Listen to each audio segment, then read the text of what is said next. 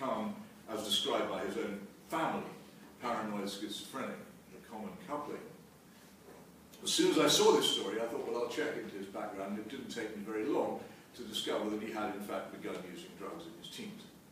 And almost every occasion when I find somebody in the criminal courts who's been behaving in a really odd fashion, and I check back in this fashion, either through newspaper cuttings and records or by making my own inquiries, the same thing emerges. There is a very, very strong correlation between this kind of unhappy mental illness, misbehavior, and indeed the use of cannabis. There are other correlations I could go on about, but again, that's for later. The strongest story which I ever heard involves somebody known to me personally.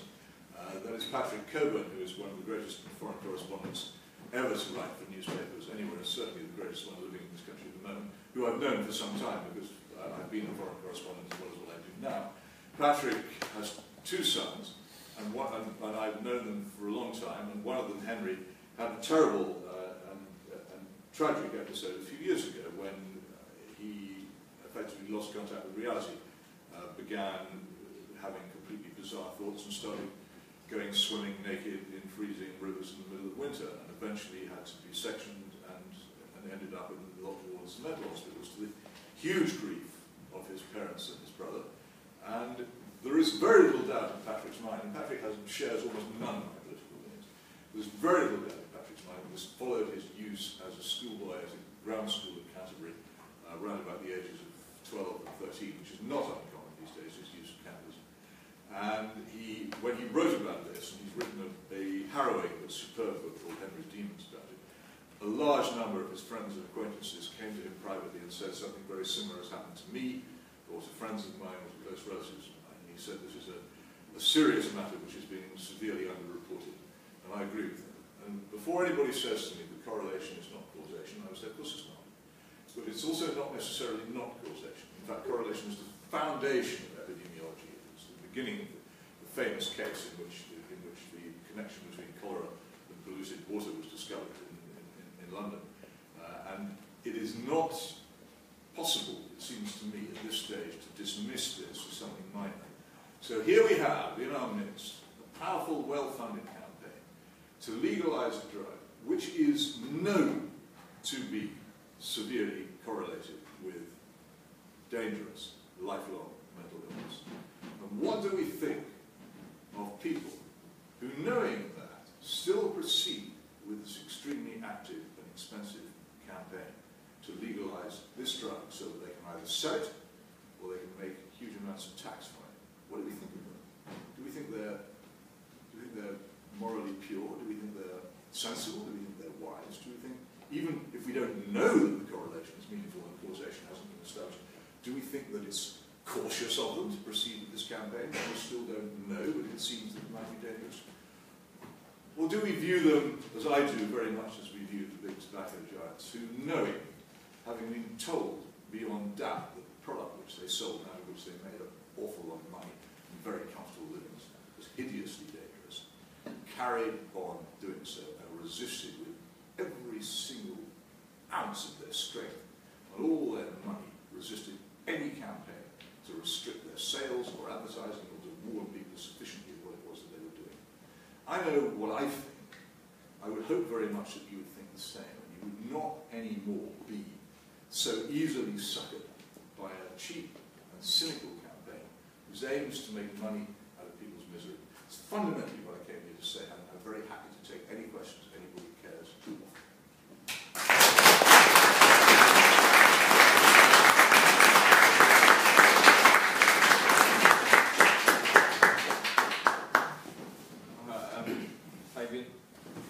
You spoke a lot tonight about a bunch of legal substances and tobacco companies mostly.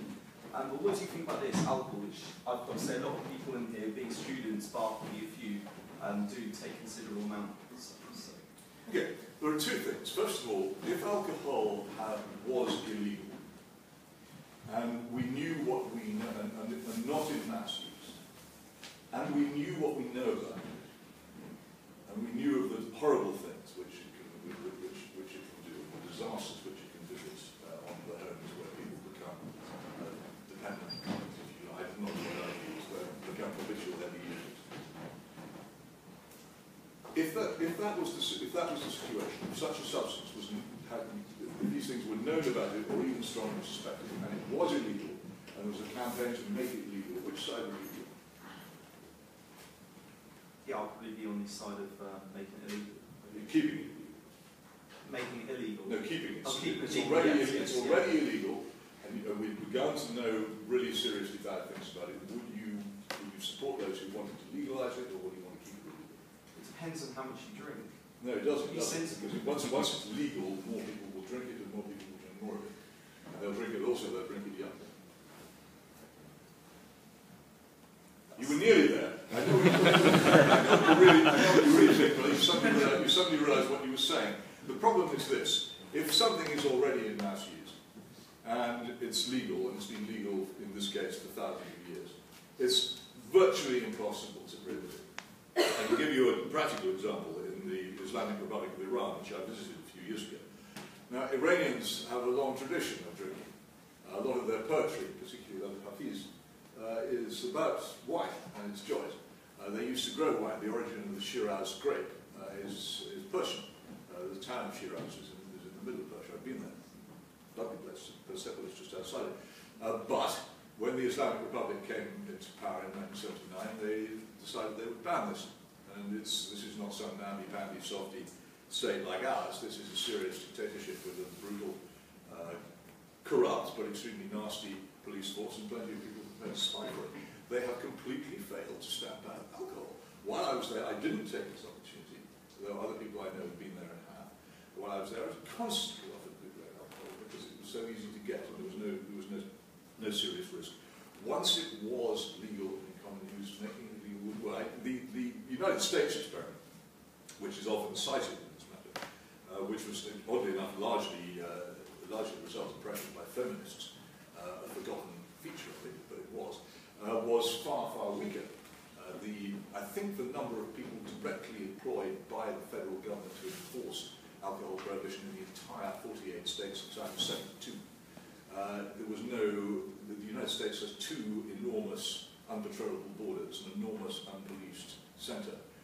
It has two enormous unpatrollable seaboards. And also, I have to point out that the possession, and therefore consumption of alcohol, was at no stage illegal.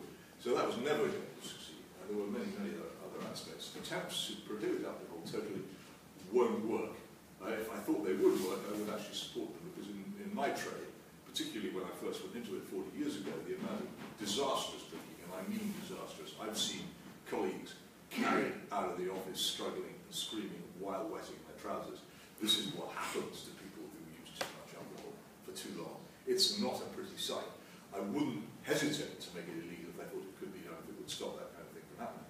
But it can't.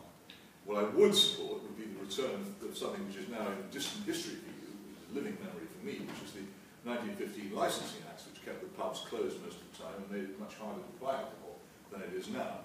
And also it was more expensive. And the result of that was that during its currency from 1915 till the Thatcher government pretty much abolished it in the mid-1980s, there was an awful lot less, amongst other things, wife-beating than there is now, or there had been before it. It was a generally progressive social movement, and it didn't do anybody any harm. And it was, as far as I can see, it was destroyed purely for commercial interests. Can I take it?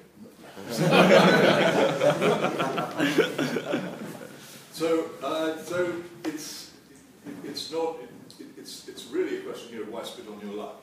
We still have a law against cannabis, which we can enforce if we want to. And in fact, Japan and South Korea have laws against cannabis, which they do enforce. And these are free, law-governed countries with proper courts, and they manage to do it, and as a result, usage is much lower than it is here. So it could be done, and it was done here with 171, but we don't. But we could, as long as the law is there. Once you abolish the law, it's irreversible. If we made cannabis legal, we would not be able to make it illegal again afterwards. It would be the end. One of the things about this decision is that it's final once you do it. And this has to be borne in mind. You can't have an experiment. Once you've done it, you will never be able to say to people, look, this was legal, we said it was legal, we said it should be legal, now we want to make it illegal again. They'll laugh at you and they'll ignore you, it won't work. So it's not an exact parallel. But I think, as I say, if alcohol were as prevalent in society cannabis is now still illegal, I would definitely vote to keep it illegal, and I would advise you to do the same. Matt? So, clearly you want a scenario where we enforce these laws, and for a lot of reasons you reiterated, but given the show of hands we had at the beginning of this talk, all of those people have at one point been in possession of drugs. Would it really be an ideal scenario if we were enforcing these laws incredibly correctly for that massive portion of people to be in jail? Well, that's an example of actually, I'm sorry to say this, I don't mean to be rude, but it is an example of gross failure to think. Laws are not enforced in that way. Take another example from my youth. In the middle 60s, it was still common for people to drive cars while drunk. And the breathalyzer was invented about this stage, and it became possible to come up with an actual mathematical, objective, demonstrable definition of being drunk while driving. And as a result, the police were able, with the backing of the courts and the government, to prosecute people who drove while drunk. And after about 6 months of quite severe enforcement, during which almost everybody knew or had heard of in the locality somebody to whom this had happened, people stopped driving while drunk. It was a huge social change. Something very similar was achieved with seatbelts. Something very similar has not been achieved with driving while using mobile phones, which it should be. But enforcement actually is when you think about it, all law enforcement is street theatre. You demonstrate that you mean what you say. When people do things, at the moment, you can walk into Hyde Park in front of a police officer smoking a joint, and unless you actually blow it in his face, you won't do anything about it. There is absolutely no desire on the part of the authorities to get involved in enforcing this law. And one of the reasons why the police don't want to get involved is the police are very practical. It's a waste of their time. Under the provisions of the Police and Criminal Evidence Act, what you have to do if you arrest somebody can ruin your entire day. So why do it if the person at the end of it is going to get a very best £50 fine? You're not going to waste your time on things like that. If they thought that it would result in a 5-year prison sentence, it might be different. It might be different for the person willing to smoke in his face as well. He might not be so willing to do so. Once the law is clearly enforced, then you don't need to do more. I'll make a few examples for people to obey. I don't think most people, once they knew that being caught in possession of cannabis meant,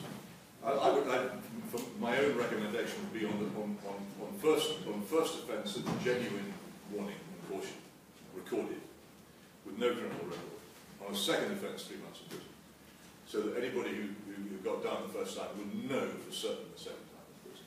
But which seems to me to be a sensible way of approaching it. Once that was established, and once people realised that it was actually happening, and it happened to people they knew or had heard of, what kind of fool would risk going to prison, ruining their employment prospects, ending forever their chances of travel into the United States or many other countries for the sake of a joint? They're not going to do it. It's simply not worth it. There's another very important thing. I hope very few of you in this room are parents. But those of you who are will possibly have experienced worry about your offspring and the enormous peer pressure, which you will know as well as I do, exists in schools and places like this to take illegal drugs. Now, what rational resistance can a parent offer to a child who is under that pressure to take illegal drugs? At the moment, if you say, if you do that, the police will get you, they'll laugh, because they know it's not true. If you say, if you do that, you'll die, they'll laugh. What is the deterrent? There is no argument, apart from, don't do this, I beg you, or try to educate them. But as I know from personal experience, and I have the scars to prove it, young people think they're immortal, and they won't listen to any of that. But they are surprisingly rational about the prospect of losing career chances and losing the chance to travel. And once it was clear that the law was being enforced, then people would obey. And I have to tell you, there's another unpleasant aspect to law enforcement, and it's unpleasant, but it's true. It's the way that law enforcement largely works, in particular in such matters as the receipt of stolen goods. The way the police catch most people is not because they're all Sherlock Holmes, it's because they have informers. And if you had the idea that perhaps one drug dealer in 3 was also working for the police at the same time, you might be less ready to buy from them. But that would be the situation once the law was properly enforced, because the police would have a good reason, both in terms of bribing people by sparing them from arrest, and indeed handing out some of the money they use for this. They would have a good reason, which they don't at the moment, to maintain an army of informers who would find you, and you would find yourself, first of all, being cautioned, and then in prison. You wouldn't want it. So I know it's simply not true that the law is enforced by locking up everybody who breaks it. It doesn't work that way, and if you think about it, which you should do, if you think about it, you'll realise it's not so. Ivan? Is it in any way sensible or reasonable to take away people's career prospects or to ban them from these countries, or whatever the consequences are of consuming these drugs, for the sake of what you think is saving people from themselves? I don't think that's at all sensible or productive. Well, if you'd like to give me an alternative, let me know. It's not that I particularly want to do it, but if people insist on volunteering to go to prison, then I'm afraid we have to make space for them. We're not here talking about demented people who don't know what they're doing. We're talking about people who, knowing the law passed by a free parliament, choose to break it. And in that case, if they offer themselves, have examples made of themselves, I think we must accept their sacrifice. It wasn't me who put them there. People are not criminalised by law, they criminalise themselves by knowingly breaking the known law. It's a simple principle of a free society. In a free society, most people can get from birth to death without ever doing this. There's no compulsion on anybody to do this. In this country, we have a massive problem with imprisoning people. Our prison population is far outstrips our supply, and it's leading to sort of problems within prisons. If we were to go down the route that you're suggesting, where on earth are we going to put these people? Well, it's an extraordinarily good question. Answered, I have to say, in another of my books, The Abolition of Liberty, unavailable from all the booksellers, but you can. It's part of the problem that we face. I mean, I have to say, one of the problems we face in our prisons is that they're full of drugs, because the government and the authorities have entirely given up enforcing possession laws, not merely out in the streets, but in the prisons which they supposedly control. In my view, for cynical reasons, so it's impossible to prove.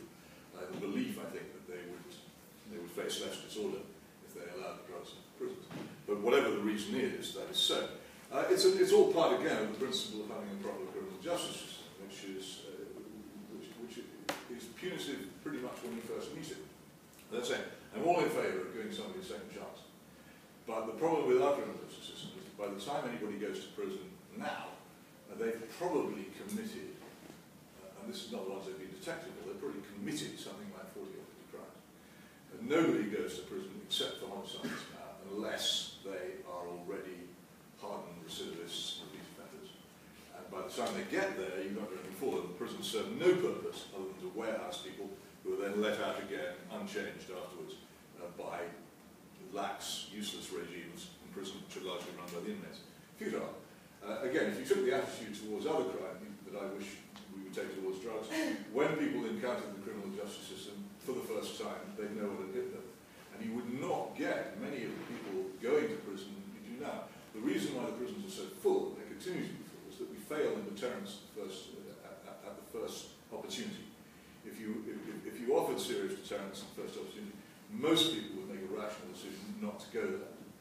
And the people who are in prison now, who wouldn't have been in prison 50 years ago, are people who thought it was worth taking the chance on a criminal career, and quite probably conducted a fairly successful criminal career for some years until the authorities finally lost patience with them and sent them to prison. Look at court reports sometimes and just see how many second, third, fourth, fifth and sixth chances people get for quite serious crimes now, and the extremely short sentences which they then get when the judges find it in his patience. It couldn't possibly work. So not merely do you fail to stem general levels of crime and disorder, you create a prison population which is uncontrollable, and you fail to deter more people from joining the criminal class. It's a recipe for disaster, and it has created disaster, and I agree with you. I don't for a moment imagine that the proposals that I make could be adopted without a general change in the government's attitude towards criminal justice, which is entirely essential. But it could start with this very profitably. Hello. I'd like to make 2 points, or 2 questions if I could. You look as if you're going to make a speech. I just want to be able to see 2 points is when they start saying I've got 3 points. I have no speech, I promise. It is 2 questions and that. The first one is, the situation of deterrence is something that happened in pre-legalization in America, and that led to quite a lot of prison population and didn't really tackle the problem. The second question was that if you were to wake up one morning and find that you could flip a coin, and that would be either full legalization or full criminalization, and wouldn't be the middle path we've taken now, would you risk flipping the coin, or would you leave things as they are? Well, the second one, completely, yes. You would flip the coin? Oh, completely, yeah. We have a criminal law which is not enforcing it. I'm in favour of enforcing it. I think it's a good law, and I think it would do an awful lot of good and save huge numbers of people from an enormous amount of misery. I'm not quite sure what your point is on the United States. Am I allowed to rephrase? Sure. The point I was trying to make was that when you had a state of deterrence and you were punishing people for an incredible amount for carrying a drug, in this case marijuana, it didn't seem like they did a very good job of reducing either the usage of marijuana or the amount of people in prison. You have to give me figures to justify the statement. My understanding, certainly recently, I wouldn't use the United States, and I have lived there, I wouldn't use the United States as a model for anything. So, but I don't believe you're correct. For instance, you may have read, it must be 4 or 5 years ago now, the awful shooting in Arizona, which, amongst other things, involved serious injuries to a congresswoman, Gabrielle Gifford, who was seriously wounded in the head, since that's about politics. The person who committed that crime, Jared Lochner, had been in trouble with the police several times, I think, over marijuana, and had not faced anything remotely resembling prison. I think there'd been something called a redirection program, which is the common American response.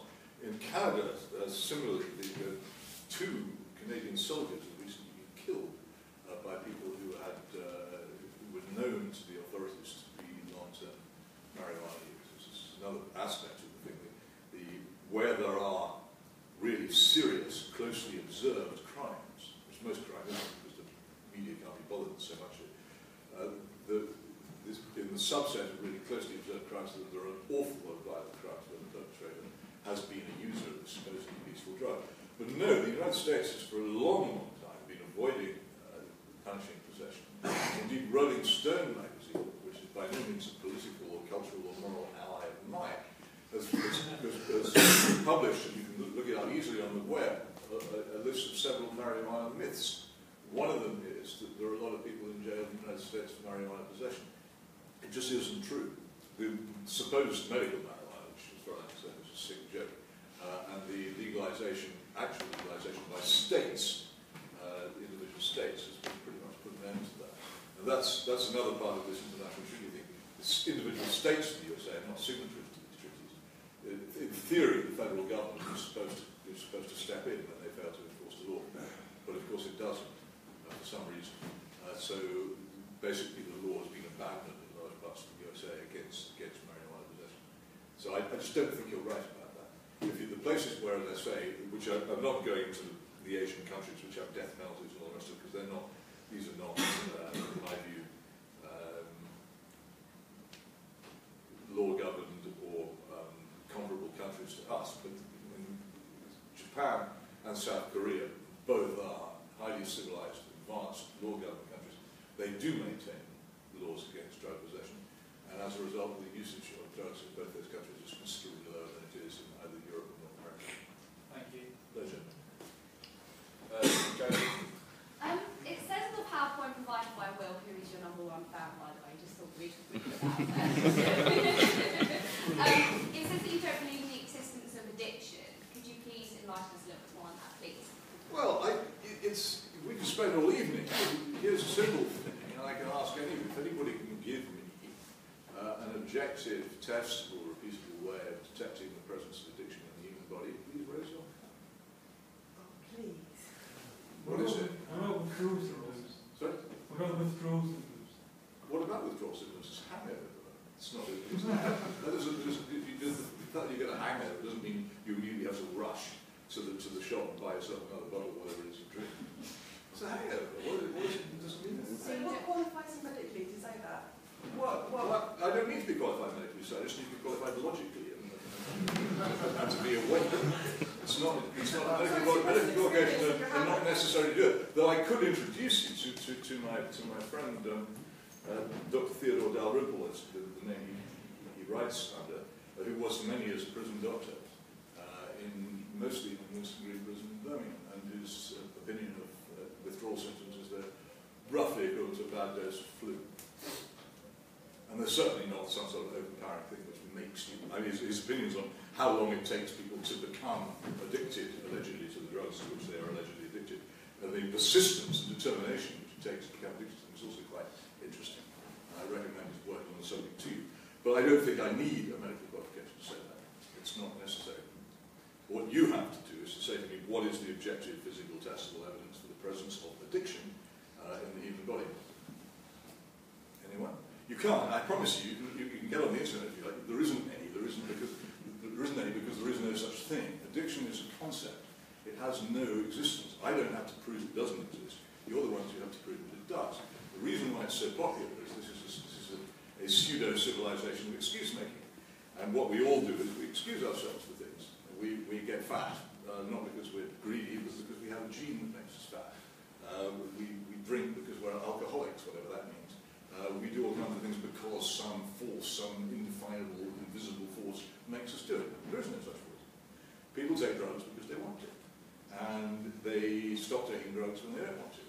And you don't need to take my word for this. My friend and opponent, Johann Hari, in his interesting book, Chasing the Screen, goes through the subject of addiction and establishes that, for instance, hundreds of thousands of American soldiers went to Vietnam and there became regular heroin users. Who can blame them under the circumstances, you might say, but they did. And there was a great deal of panic about this, so it's about what would happen when they went back. And what happened when they went back? They all stopped using heroin, with a very, very small number of exceptions, and whether or not they had rehabilitation or any other intervention made no difference to the outcome. They simply stopped because they didn't want to take it anymore. And that is the reason why most people stop taking drugs, and it's the reason why everybody I know in my trade, I know quite a few, who stops drinking, they decide to stop drinking because they want to. And if they don't want to stop drinking, there's nothing anybody can do for them, but it's not anything other than their own will which decides. It's very unfashionable. That's why the whole concept is so shocking. It's very unfashionable to speak to people as if they had control over themselves and free will to decide what to do, but it is the case. And to claim that you don't have it, and that in some way this drug, which so many people manage to stop taking by their own willpower, is so powerful that you can't stop taking it, and therefore your criminal act must be treated as a disease with which we should sympathise, is just straightforward, factual, logical, frivolous, and it won't stand up. If you want to argue this with me, all you need to do is start from the point, you believe in this thing, you show me how and where it can be shown objectively to exist, and you can't. Josh?